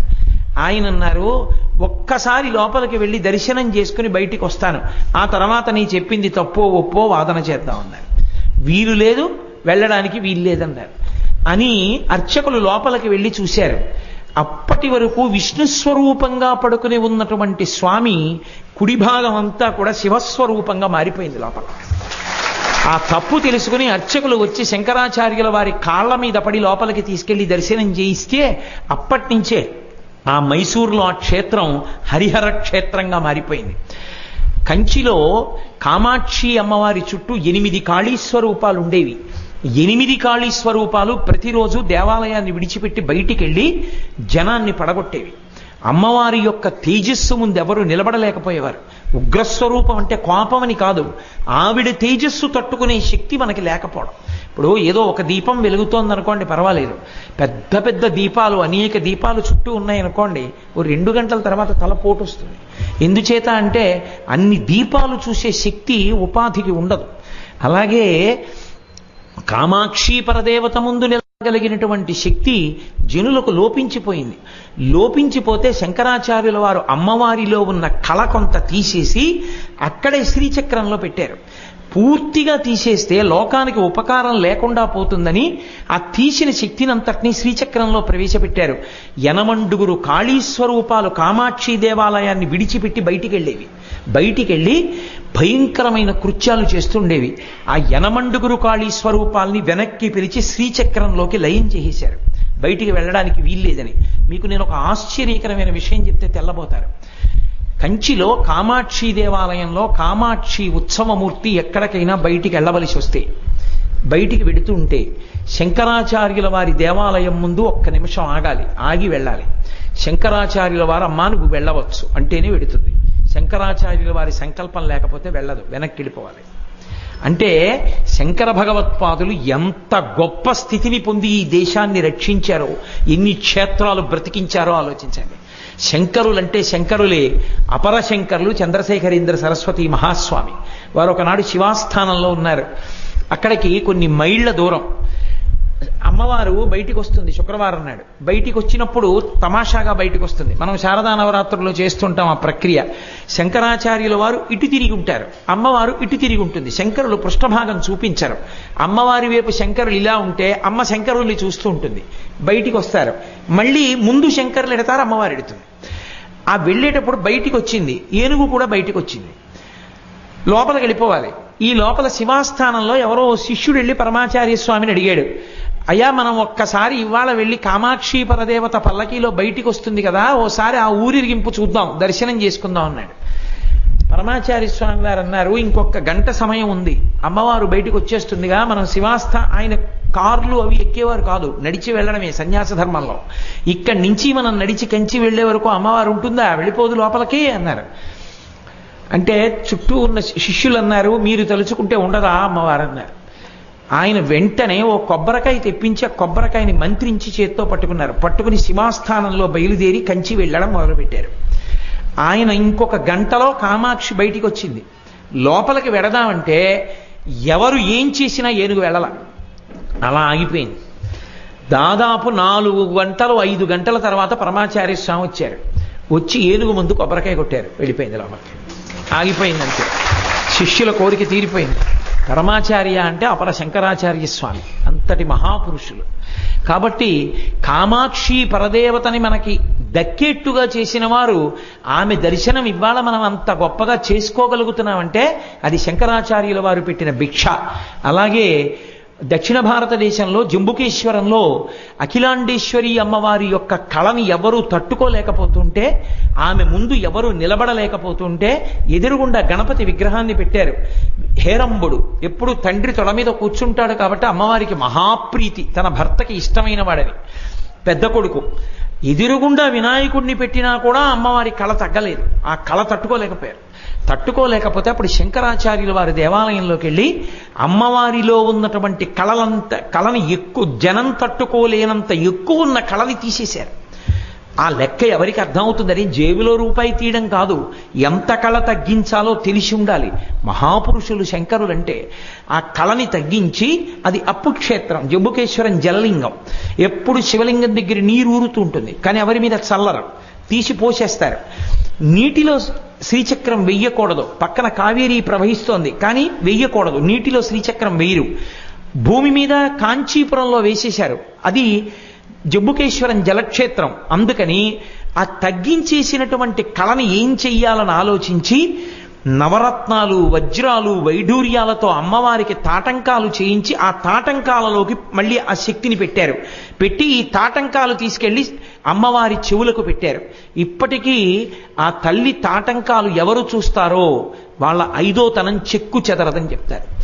ఇప్పటికీ ఆ జంబుకేశ్వరంలో మిట్ట మధ్యాహ్నం వేళ అమ్మవారికి మహానైవేద్యం పెట్టవలసి వస్తే నేను మగవాణ్ణి అన్న భావనతో దేవాలయంలోకి వెళ్ళడానికి భయపడి అర్చకులు చీర కట్టుకుని లోపలికెళ్ళి నైవేద్యం పెడతారు. అంత గొప్ప క్షేత్రం అఖిలాండేశ్వరి క్షేత్రం.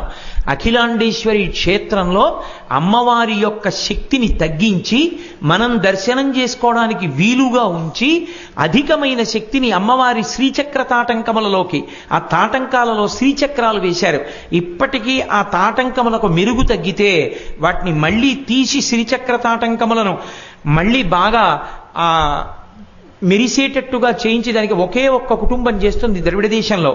అబ్బో, ఆ సమయంలో కంచికామకోటి పీఠాధిపతులు అక్కడ విజయం చేసి బ్రహ్మాండమైన హోమాలు, దేవీ భాగవత పారాయణం ఇవన్నీ జరుగుతాయి. మళ్ళీ ఆ శ్రీచక్ర తాటంకాల్ని ఒక్క కంచికామకోటి పీఠాధిపతులకే అధికారం, వాళ్లే వేస్తారు.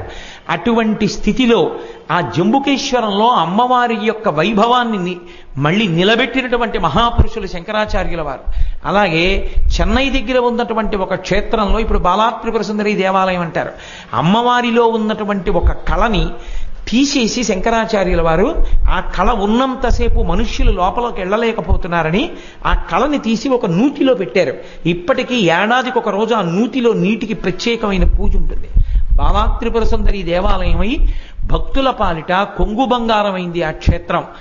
ఎన్ని చోట్లకి వెళ్ళారు, ఎన్ని దేవాలయాలకి శ్రీచక్రాలు వేశారు, ఎన్ని దేవాలయాలకి కుంభాభిషేకాలు చేశారు, ఎన్ని దేవాలయాలు పునఃప్రతిష్ఠ చేశారు, ఎంతమంది దేవతల మీద స్తోత్రం చేశారు. దేవతల మీద కాదండి, మధుర వెళ్ళారు, మీనాక్షి పరదేవత మీద చేశారు. కంచి వెళ్ళారు, కామాక్షి పరదేవత మీద చేశారు. కాశీ వెళ్ళారు, విశ్వనాథాష్టకం. అమ్మ దగ్గరికి వెళ్ళారు, అన్నపూర్ణాష్టకం. గంగ దగ్గరికి వెళ్ళారు, గంగాష్టకం. నర్మద దగ్గరికి వెళ్ళారు, నర్మదాష్టకం. ఆఖరికి ఆయన ఎక్కడికి వెళ్ళనివ్వండి ఒక అద్భుతమైనటువంటి స్తోత్రాన్ని ఇస్తుండేవారు. ఇవాళ శంకర భగవత్పాదులు చేసినటువంటి స్తోత్రాలే ఎక్కడికి వెళ్ళినా మనం చేసుకోవడానికి మార్గాలై నిలబడ్డాయి. వారు గంగానదిలో మణికర్ణిక ఘాట్ మీద ప్రత్యేకంగా ఒక అష్టకం చేశారు, మణికర్ణికాష్టకము అంటాం. అలాగే గురువు గారి మీద ఒక గొప్ప అష్టకం చేశారు, గురువష్టకం అంటారు. శంకరుల గురుభక్తి అనన్య సామాన్యం. అసలు ఇంతటి మహాత్ముడయ్యుండి కూడా తన గురువు గారి పేరు చెప్తే చాలు నేల మీద పడిపోతారంతే శంకరులు. గోవిందం పరమానందం ప్రణతోస్మి అంటారు ఆ గోవింద భగవత్పాదులు వారి గురువులు. ఆయన పేరు చెప్తే నేల మీద పడిపోయి నమస్కారం చేస్తారు. అంతటి గొప్ప గురుభక్తి కలిగినటువంటి వారు శంకరాచార్యుల వారు. శంకరాచార్యుల వారి వలన ఈ దేశంలో గొప్ప జాతీయ సమైక్యత ఏర్పడింది. ఇవాళ ఏ రాష్ట్రానికి ఆ రాష్ట్రం భాష పేరు మీద, నదుల పేరు మీద, భౌగోళికమైనటువంటి భూభాగం గురించి ఉన్మత్తతతో ప్రవర్తిస్తూ జాతీయ సమైక్యత అంటున్నారు. కానీ శంకరాచార్యుల వారు తీసుకొచ్చినటువంటి జాతీయ సమైక్యత యథార్థంగా ఆలోచిస్తే అది నిజమైన జాతీయ సమైక్యత. ఆయన తీసుకొచ్చింది సమైక్యత. ఎందుకో తెలుసా? 2 కారణముల చేత అందరినీ సంఘటితం చేశారు శంకరాచార్యుల వారు. అందరిలో ఉన్నది పరమేశ్వరుడే కాబట్టి ఎవరు ఎవరిని చూసినా పరమేశ్వరుడే. 32 సంవత్సరాల పూర్వం భారతదేశం ఒకలా ఉండేది శంకరాచార్యుల వారు రాకముందు. శంకరాచార్యుల వారి అవతార పరిసమాప్తి తర్వాత భారతదేశం ఒకలా ఉంది వేదం ప్రమాణంగా. అంతగా జనులందరినీ కలిపారు. మనందరం పరమేశ్వరుని యొక్క బిడ్డలం. నిన్ననే మీతో మనవి చేశా, మాతాచ పార్వతీదేవి పితాదేవో మహేశ్వర బాంధవా శివభక్తాశ్చ స్వదేశో భువనత్రయం. నా తల్లి పార్వతీదేవి, నా తండ్రి శంకరుడు, అందరం కూడా బంధువులం. ఈ 3 లోకాలలో ఉన్న వాళ్ళం ఒక్కటే కుటుంబం అని ఎలుగెత్తి చాటి దేశంలో ఉన్న అందరినీ కూడా ఒకటిగా నిలబెట్టి జాతీయ సమైక్యతని తీసుకొచ్చినటువంటి మహాపురుషులు శంకర భగవత్పాదులు. నంబూద్రి బ్రాహ్మణులు అత్యంత గొప్పగా శాస్త్రానికి కట్టుబడతారు కనుక ఎక్కడెక్కడ దేవాలయాల వైభవం నిలబడాలో అక్కడక్కడికి తీసుకెళ్లి నంబూద్రి బ్రాహ్మణుల్ని నియామకం చేసినటువంటి ఘనత శంకర భగవత్పాదులది. వారు చెయ్యనటువంటి విశేషం లేదు. జనులలో ఒక గొప్ప భావ ప్రచోదనాన్ని కల్పించారు.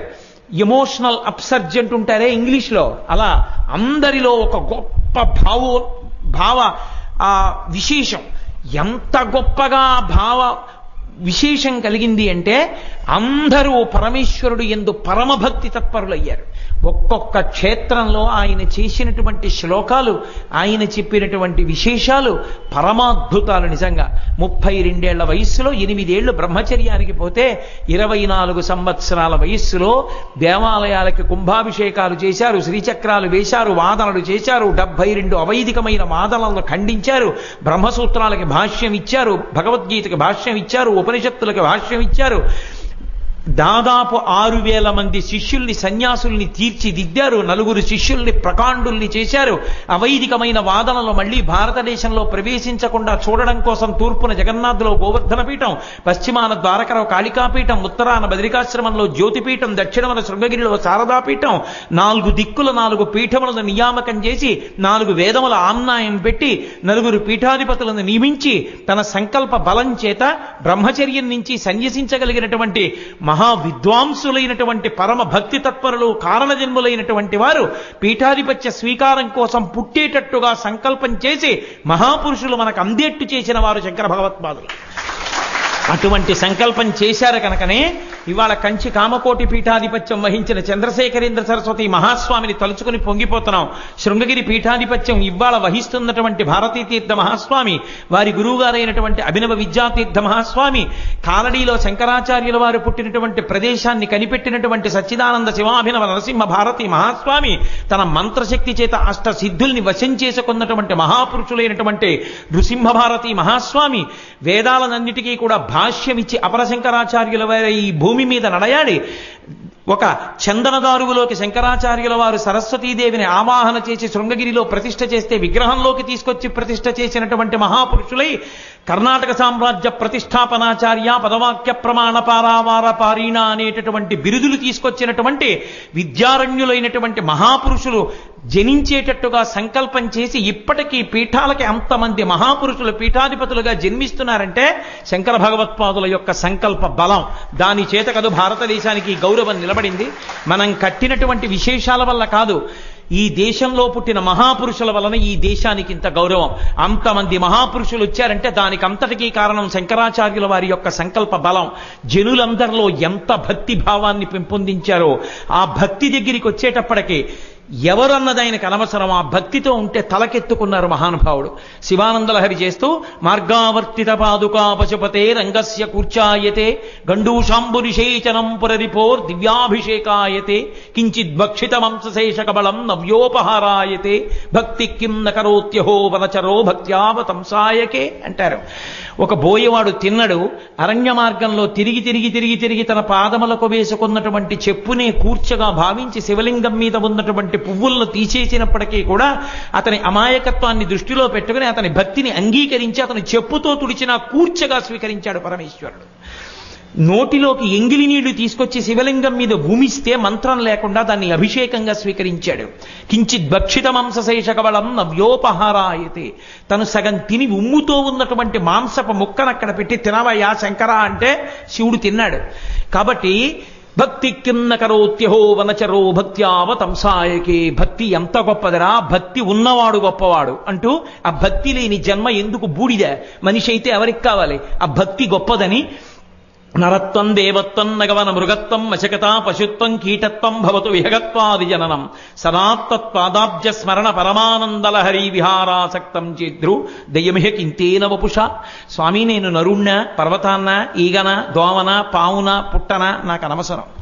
నేను ఏది కాని ఏ శరీరంతో ఉన్నానన్న దాంతో నాకు సంబంధం లేదు. నేను ఏ శరీరంలో ఉన్నా మీ పాదములను స్మరించి ఆ పాదములను స్మరించడం వలన కలిగినటువంటి ఆనంద ధారలలో నేను తడిసిపోయేటటువంటి మనసుని నాకు ఇమ్మని అడిగారు. జనులందరికీ కూడా శివానందలహరిలో మరొక అద్భుతమైన శ్లోకాన్ని ఇచ్చారు. ఆనందాశ్రుభిరాతనోతి పులకం నైర్మల్యతశ్చాదనం వాచాశంఖ ముఖస్థితైశ్చ జఠరాపూర్తిం చరిత్రామృతై రుద్రాక్షైర్భసితేన దేవ వపుషో రక్షాం భవద్భవనాపర్యంకే వినివేశ్య భక్తి జననీం భక్తార్భకం రక్షతి. భక్తి గురించి శంకరాచార్యుల వారిలా ఇక చెప్పడానికి ఎవరికి సాధ్యం కాదు. ఆ ఒక్క శ్లోకం చాలు. ఆనందాశ్రుభిరాతనోతి పులకం నైర్మల్యతశ్చాదనం. పసిపిల్లవాడు మంచంలో పడుకుని ఉంటాడు. ఏ మేనతో పరిచయం లేని వాళ్ళు ఎవరో వస్తారు. అమ్మ స్నానం చేస్తుంటుంది. వాడు ఏడుస్తుంటాడు గుక్క పట్టి. వాడు ఏడుస్తుంటే వెళ్ళి, చిత్రం ఏమిటంటే పిల్లలు గుక్క పట్టి బెంగొస్తే ఏడుస్తారు, కళ్ళమ్మ నీళ్లు రావు, కానీ తిక్క పెట్టి అరిచి ఏడుస్తారు. ఏడుస్తుంటే వెళ్ళి ఒరే ఉండరా నా పిల్లాడిని ఎత్తుకుని ఆడిస్తోంది. వాడు ఇంకా తిక్క పెట్టేస్తున్నాడు.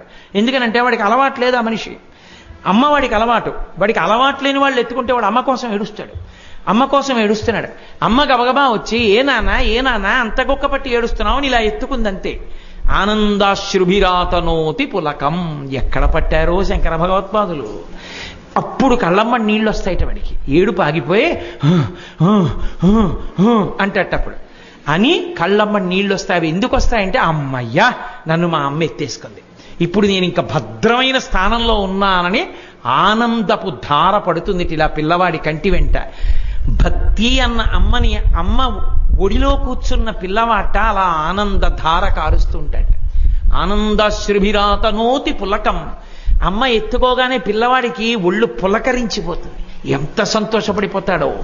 ఆ భక్తితో ఉన్నవాడు ఒళ్ళు పులకరించిపోతుంటాడు ఎప్పుడు భగవంతుణ్ణి తలుచుకొని. అతనోతి పులకం నైర్మల్యతశ్చాదనం. అమ్మ పిల్లవాడిని భుజం మీద పడేసుకుని వాడు అంత గుక్క పట్టి ఏడ్చాడు కదూ, కాసిన పండు నీళ్ళో, కాసిన మంచి నీళ్ళో, పటికి బెల్లం నీళ్ళో, కాసిన పాలో ఇస్తుంది. ఇచ్చి నాన్న బజ్జో జో జో జో జో జో జో నేను ఇక్కడే ఉన్నాను రా అంటుంది. అనేటప్పటికీ అప్పటిదాకా ఏడుచున్నాడేమో అంటూ వాడు మెల్లిగా నిద్రైపోతాడు. అలిసిపోయి ఏడుపు కలిసిపోతాడు వాడు. నిద్రపోతే అమ్మ తీసుకెళ్లి వాడిని మంచం మీద పడుకోబెట్టి ముద్దు పెట్టుకుని, నాన్న ఎంత ఏడిచావురా అని వాడి మీద పల్సటి బట్ట ఒకటి కప్పుతుంది, ఈగలు దోమలు వాలకుండా. అలా భక్తి అన్న తల్లి ఒళ్ళో ఉన్న పిల్లవాడికిట నిర్మలంగా ఉండగలిగినటువంటి మనసన్న బట్ట కప్పుతుందిట భక్తి అన్న తల్లి. నైర్మల్యతశ్చాదనం వాచాశంఖముఖైస్థితైశ్చ జఠరాపూర్తిం చరిత్రామృతై. అమ్మ పిల్లవాడు ఏడిస్తే ఎక్కడి నుంచో ఏదో పట్టుకొచ్చి పెట్టదు, అది అమ్మ గొప్ప. వాడు ఏడిస్తే బాధతో ఈవిడ స్తన్యంలో పాలు ఊరిపోతాయి. వెంటనే గబగబా వాడికి స్తన్యం ఇస్తుంది. వాడు ఆ పాలు తాగేసి పడుకుంటాడు. అలా భక్తి అన్న తల్లిట ఎప్పుడు నోట్లో అమ్మ స్తన్యంతో ఇస్తే శంఖము అనేటటువంటి దానితో, ఏ శంఖం? వాక్కు అన్న శంఖంతో భగవత్ కథని ఇస్తూ వాడు పరమ సంతోషంగా పడుకునేటట్టు చేస్తుందిట. వాచా శంఖముఖస్థితైశ్చ జఠరాపూర్తిం చరిత్రామృతై రుద్రాక్షైర్భసితేన దేవ వపుషో రక్షాం. అమ్మ ఇంటికి ఎవరైనా ఓ 15 మంది వచ్చి ఏరి పిల్లాడు అని చూసి వెళ్ళారనుకోండి, ఆ పిల్లాడు రాత్రి ఏడిచాడు అనుకోండి, వాడికి ఏం అవ్వలేదు, తినే ఏడిచాడు, కానీ శంక అమ్మ లాంటిది ఎక్కడ ఉంటుందండి ప్రపంచంలో? ఇవాళ చాలా మంది వచ్చేసారు, బోల్డ్ మంది చూసేశారు, పిల్లాడు ఏడుస్తున్నాడు అని గబగబా 2 మిరపకాయలో 3 కందిబద్దలో ఏవో తీసుకొచ్చి దిష్టి తీసేస్తుంది.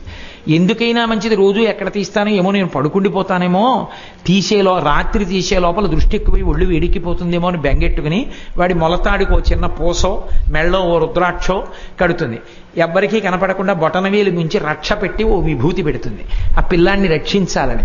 భక్తి అన్న తల్లిట బిడ్డన్ని రక్షించుకోవడానికి రుద్రాక్షలు మెళ్ళో వేసి విభూతి రేఖలు పెట్టుకు తిరిగేటట్టుగా చేస్తుంది. ఆ భక్తి అన్న తల్లి పెట్టిందిటవి. నేను రుద్రాక్షైర్భసితేన దేవ వపుషో రక్షాం భవద్భవనాపర్యంకే వినివేశ్య భక్తి జననీం. అమ్మ అనేటప్పటికీ అనుబంధం ఏమిటంటే ఉయ్యాల. పిల్లాడిని ఉయ్యాల్లో పడుకోబెట్టి అమ్మ ఊపుతూ ఏదో పాట పాడింది అనుకోండి, అమ్మ చెప్తున్న కథతో అన్నం తినడం, అమ్మ పాడిన పాటతో ఉయ్యాల్లో నిద్రపోవడం, ఈ 2 మధురాతి మధురములు. మళ్ళీ అవి కావాలంటే ఇంకో జన్మెత్తాలంతే. అవి కోట్లు పోసినా వచ్చేవి కావు. అదొక గొప్ప అమృతత్వం. అది అమ్మున్నవాడికి అందే అదృష్టం అంతే. కాబట్టి అమ్మ ఊయలలో పడుకోబెట్టి పాట పాడుతూ ఊపితే ఎలా ఉంటుందో అలా భక్తుణ్ణిట భక్తి అన్న తల్లి ఎప్పుడు భగవంతుని గురించిన స్మరణలు అన్న ఊయలలో పెట్టి ఊపుతూ ఉంటుందిట. భవద్భావనాపర్యంకే వినివేశ్య భక్తి జననీం భక్తార్భకం రక్షతి. అర్భకుడైన భక్తుణ్ణి భక్తి అన్న తల్లి రక్షించుకుంటుంది అన్నారు శంకరాచార్యుల వారు. అయ్య బాబు, ఆయన మనసు మీద చేసిన శ్లోకాలు, ఆయన చేసినటువంటి భక్తికి సంబంధించిన శ్లోకాలు, ఆయన ప్రకరణ గ్రంథాలు, ఆయన వ్యాఖ్యానాలు, ఆయన స్తోత్రాలు, అసలు శంకర భగవత్పాదుల వంటి అవతారం లోకంలో ఎక్కడుంటుంది? నభూతో అని అనడం మంచిది కాదు. ఎందుచేత?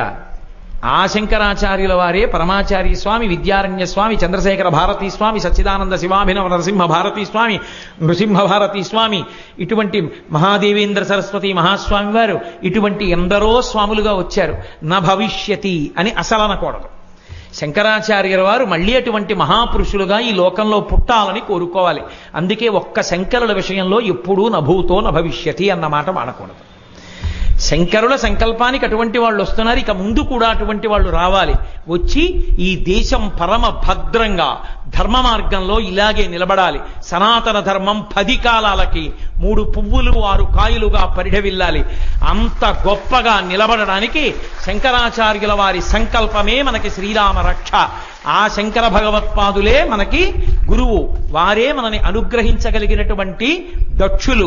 అటువంటి శంకర భగవత్పాదుల యొక్క జయంతి సందర్భంగా ఒక్క 5 రోజుల పాటు శృంగగిరి సంప్రదాయంలో నిర్వహిస్తూ విహంగ వీక్షణంగా శంకరాచార్యుల వారి జీవితం మీద ప్రసంగం చెయ్యాలి అని మొదలుపెట్టాను తప్ప మహాసముద్రాన్ని నేనేదో ఆచమనం చేస్తాను అని చెప్పి తెలియనివాడు, సముద్రాన్ని చూడనివాడు నేను ఆచమనం చేస్తానని వెళ్ళి సముద్రం దగ్గరికి వెళ్ళి నిలబడిన తర్వాత ఎలా అవాక్కైపోతాడో అలా శంకరాచార్యుల వారి జీవితం మీద 5 రోజులు విహంగ వీక్షణం చేస్తానని పెద్ద మనగాళ్ళ బయలుదేరి ఏ రోజుకు ఆ రోజు బెంగ పెట్టుకుని తల కొట్టుకునేవాడిని.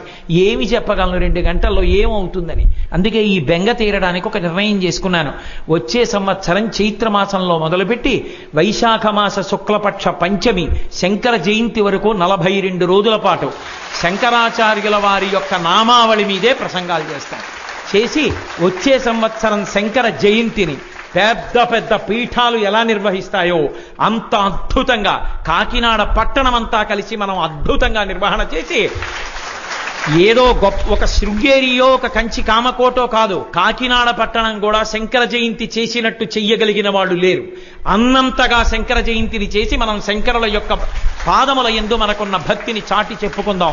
కాబట్టి ఈ 5 రోజుల పాటు నాకు తెలిసినా తెలియకపోయినా ఎన్నో శ్లోకాలు విడిచిపెట్టేసి ప్రసంగం పూర్తవదని కంగారుగా 5 రోజులు మాట్లాడినా మీ అందరూ శంకరుల యందు అపారమైనటువంటి భక్తి శ్రద్ధలు కలిగిన వారు కనుక నా యందు అపారమైన ప్రేమతో అంత ఇరుగ్గా కూర్చునైనా విన్నందుకు మీ అందరికీ నా హృదయపూర్వకమైనటువంటి కృతజ్ఞతలను ఆవిష్కరిస్తూ ఇవాళ శంకర జయంతి ముగింపు అత్యద్భుతమైన రీతిలో మనం చేస్తాం. ఇప్పుడు ప్రతిరోజు చేస్తున్నట్లు కాదు. ఇప్పుడే మనం శంకరాచార్యుల వారిని తీసుకుని దేవాలయానికి ప్రదక్షిణంగా వెళ్ళొస్తాం. ప్రదక్షిణంగా వెళ్ళొచ్చిన తర్వాత అప్పుడు సౌందర్యలహరి శ్లోకాలు శంకరాచార్యుల వారిని ఇవాళ అయ్యవారి అమ్మవారి పక్కకి తీసుకెళ్ళిపోతారు. ఇవాల్టి వరకు ఎదురుగుండా కూర్చుని చదివారు. ఇవాళ శంకరాచార్యుల వారు అమ్మవారి పక్కకి వెళ్ళిపోతారు. వెళ్ళిపోయి కూర్చుంటారు. కూర్చున్న తర్వాత సౌందర్యలహరి శ్లోకాలు చెప్పాక మంగళవాయిద్యంతో అమ్మవారికి అయ్యవారు శంకరాచార్యుల వారికి వస్త్రాలు బహూకరిస్తారు. ఇవాళ మనం కాదు, అమ్మవారు బహూకరిస్తుంది. అందుకే దేవస్థానం తరపున వారికి తగిలించి వస్త్రాన్ని శంకరాచార్యుల వారి ఒళ్ళో పెడతారు. ఒళ్ళో పెట్టిన తర్వాత కర్పూర దీపాలు వెలుగుతాయి. అవన్నీ తైల దీపాలు అనుకుంటున్నాయేమో, అన్ని దీపాలు కర్పూర దీపాలు వెలుగుతాయి. లైట్లు ఆర్పేస్తారు. మనం ఇన్నాళ్ళు తోటకాష్టకం చేస్తే భవశంకర దేశి కమేశరణం అని భూమిని ముట్టుకుంటున్నాం. ఇవాళ మీ అందరి పనుపున శంకర జయంతి కాబట్టి ఆ శ్లోకం చెప్పిన తరువాత మీరు అలా నిలబడి ఉంటారు. మీ అందరి పనుపున నేను శంకరాచార్యుల వారు పార్వతీ పరమేశ్వరుల ముందు సాగిలపడతాను. పడి లేచి పుష్పాంజలి ఘటిస్తాం. ఎన్ని మల్లెలు ఎన్ని జాజులు ఆ పూలన్నీ శంకరాచార్యుల వారికి అమ్మవారికి అయ్యవారికి సమర్పణం చేసి మళ్ళీ రెండో శ్లోకం చెప్పి రెండోసారి అంజలి, మళ్ళీ శరణాగతి. శరణాగతి అంటే నేల మీద పడిపోవాలి. మీ అందరి పనుపున నేను నేల మీద పడిపోతాను. 8 మాటలు శరణాగతి చేసి శంకరులకు పుష్పాభిషేకం చేసి తోటకాష్టకంతో పుష్పాంజలి ఘటించి మహామంగళ నీరాజనమిచ్చి ఆ నీరాజనంతో ఇవాళ శంకరాచార్య స్వామి వారి యొక్క జయంతి కార్యక్రమాన్ని పూర్తి చేసుకుని మనం సంతోషంగా ఇంటికెడతాం.